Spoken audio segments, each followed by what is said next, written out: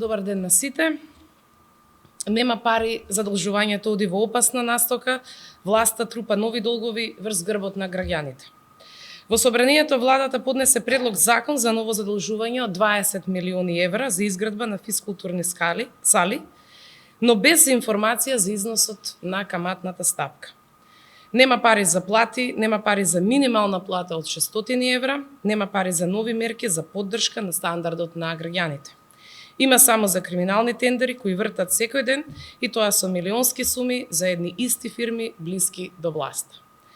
Недостасуваат 1 милиарда евра, огромната дупка очигледно власта ќе ја пополнува со нови и нови долгови кои треба да ги плаќаат идните генерации.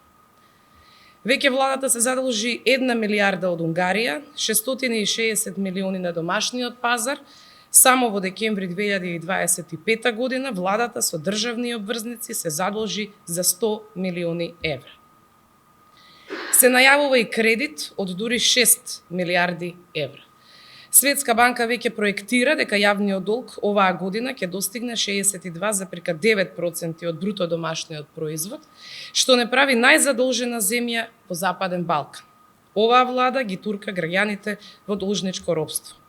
Ова мора да престане, пратениците на СДСМ ќе се спротивстават на ова и на секое идно задолжување. Власта да го повлече ова задолжување, да ги намали трошоците, да ги снема криминалните тендери и да го намали задолжувањето за да има пари за граѓаните. Благодарам.